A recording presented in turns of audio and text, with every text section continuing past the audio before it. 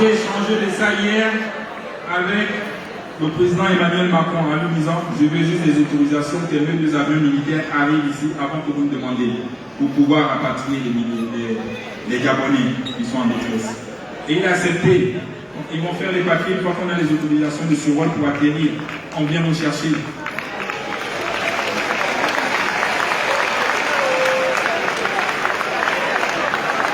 Donc c'est tout ça nos fiertés. Et c'est des choses que nous sommes en train de remettre.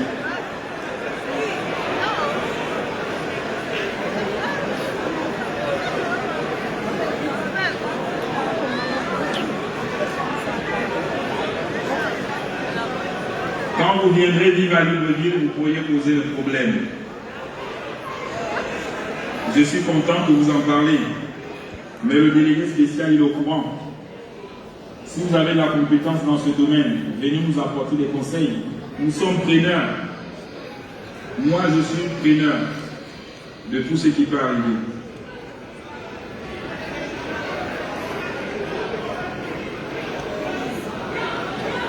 Alors, vous avez parlé des sociétés. Oui, la création des sociétés. Je suis venu avec plusieurs ministres ici.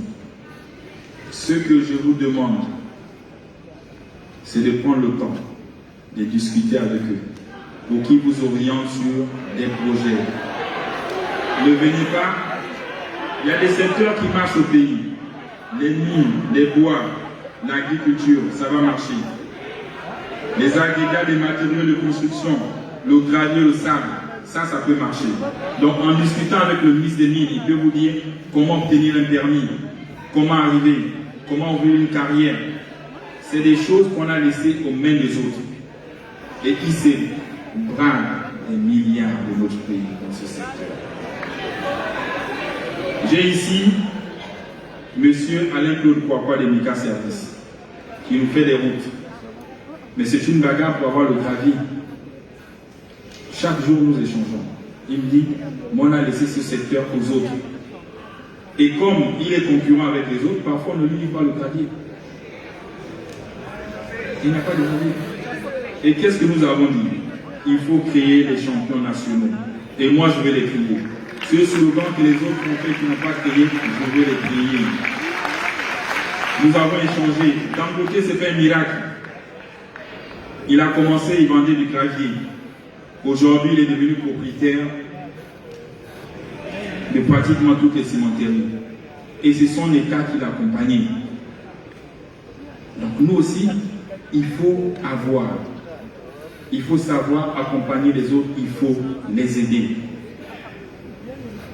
Et nous comptons en former des Gabonais dans ces métiers. Des matériaux de construction, de gravier, de sable. Il faut qu'il y ait des Gabonais. Ça va faire baisser le prix. On aura le sable moins cher, le ciment moins cher et chacun peut construire sa maison.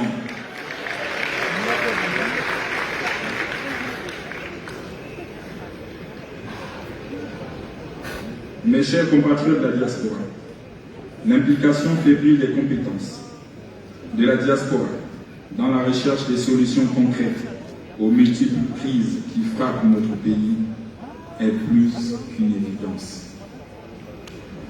Le moment est venu, mes chers compatriotes de la diaspora, de tourner la page parce que le Gabon et les Gabonais ont l'opportunité aujourd'hui d'écrire leur destin avec une meilleure maîtrise que par le passé.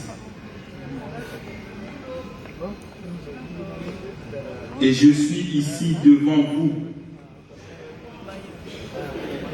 de manière la plus solennelle, la plus sincère, sans langue de bois, pour vous inviter à une participation inclusive dans cette dynamique.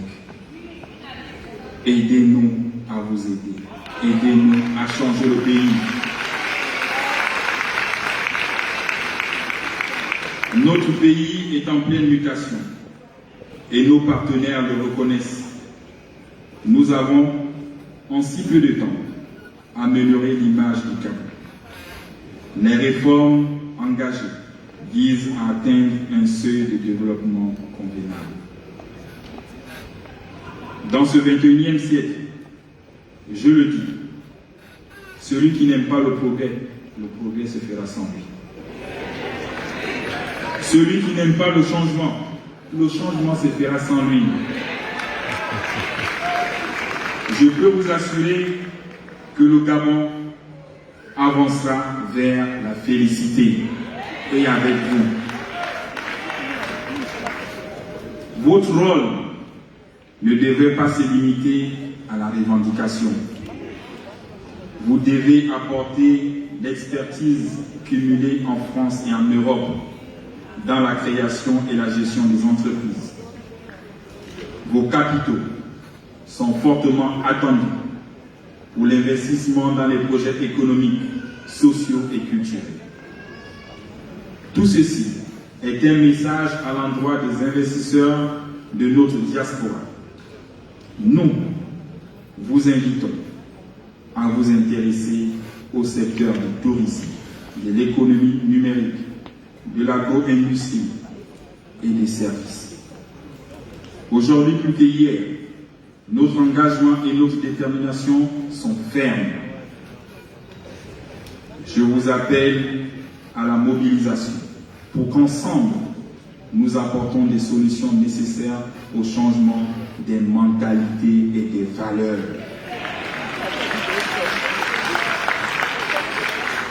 Aussi, nous devons réfléchir sur la mise en place d'un cadre permanent de propositions et de suivi de projets de développement entre cette diaspora de compétences que vous êtes et les autorités gabonaises dont je suis le garant. Mesdames et messieurs, il ne s'agit pas ici de vous rappeler vos responsabilités et votre devoir de servir votre pays. Je sais que vous êtes particulièrement bien informés et sensibles à ce qui se passe chez nous. Il s'agit ici de fixer un nouveau cap, de redéfinir un nouveau contrat entre le Gabon et sa diaspora, entre l'État et votre savoir-faire. Il y a du génie en vous. Et je sais, il y a du génie. Et je veux le trouver. Et je sais faire avec ceux qui savent travailler. Il suffit de les stimuler. Et les choses marchent.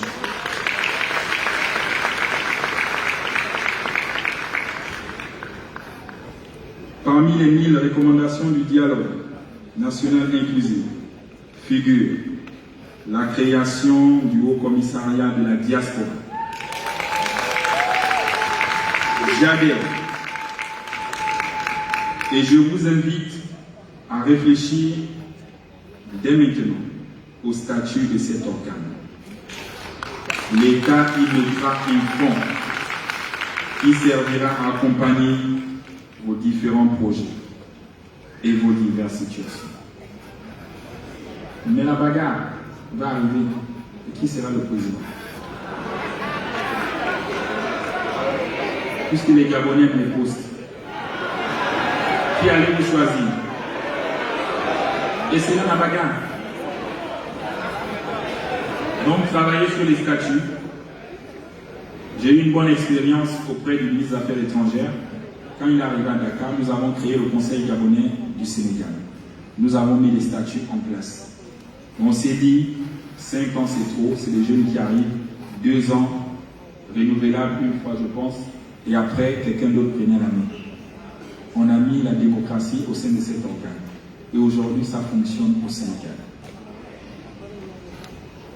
Donc voyez-vous, vous pouvez refaire la même chose. Nous sommes allés jusqu'aux élections de ces jeunes. Et les élections se sont passées à l'ambassade. J'ai appelé les collègues stagiaires militaires, santé militaire, sécurité à Saint-Louis, venez me sécuriser l'ambassade et que l'élection soit transparente pour les jeunes. Ils sont venus, ils ont voté, il y a un qui a gagné, et après on a fait les bureaux.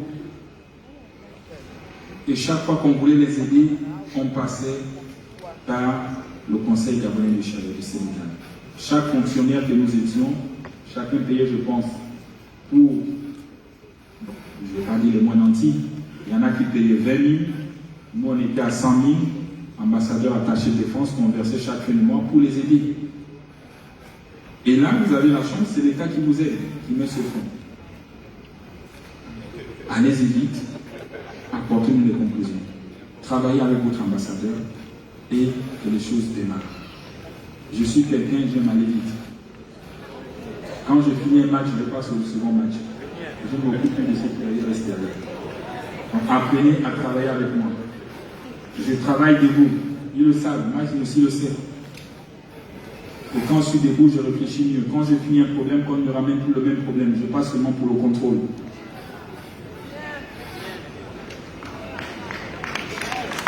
Mes chers compatriotes de la diaspora, mon séjour en France témoigne de la prise en compte de ce partenaire traditionnel et privilégié dans le processus de développement politique et économique de notre nation. Votre présence sur cette terre est une grande partie tributaire de ce bien. Je vous invite donc à vous comporter dignement et à respecter les lois de ce pays hôte qui vous offre l'hospitalité et les opportunités d'épanouissement académique et professionnel. Ayons à cœur que nous sommes chacun dans son domaine des ambassadeurs de ce Gabon.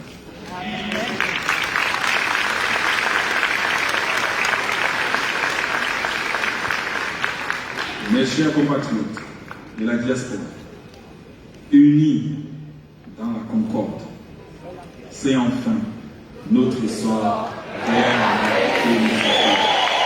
Honneur et fidélité à la patrie, je vous remercie.